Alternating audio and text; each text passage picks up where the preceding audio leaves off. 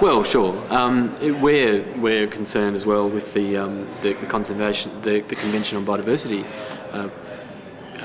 protection. There's no real way that we can see that the UN will just automatically introduce all its conventions into the UNFCCC convention.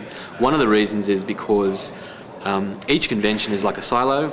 They have their own remit and their own issues to deal with, and there are a lot of climate change negotiators here who say this isn't about biodiversity protection, this isn't about Indigenous rights, it's just about reducing emissions.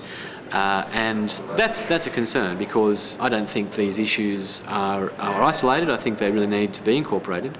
But you know, there is further room for discussion. There are countries that do surprising things. Japan came out in Accra with an intervention on Indigenous rights. Just out of the blue. I mean, they really hadn't made a great deal of noise about RED before.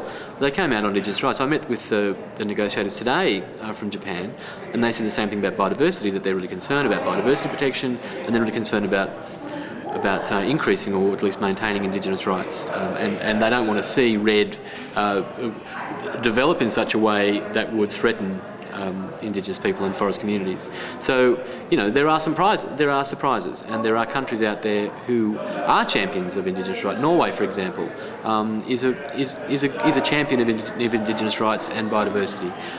There are certainly some of the greatest champions are small countries like AOSIS, the Association of Small Island States, and they're certainly some of the most vulnerable countries to climate change impacts, are some of the best champions of not only climate change mitigation, but Indigenous rights protections and biodiversity protection. What does that mean? The AOSIS, the Association of Small Island States.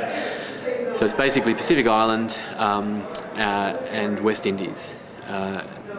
And you know, their population is not large, but they're because the UNFCCC works on a consensus basis. They're a very large block of votes, and they're an important block of votes. There's the Africa group, who is very, very important.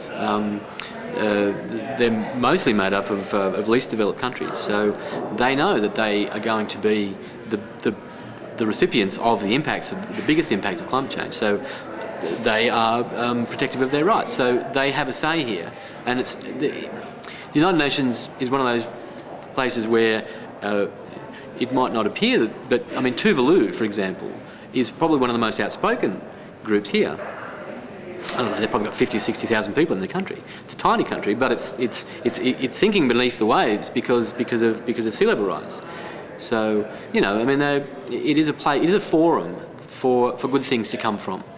And I think NGOs and Indigenous rights groups and development NGOs really have to push those laggards, which are often the most wealthy countries, to do better. And this is where they're shamed the most. So.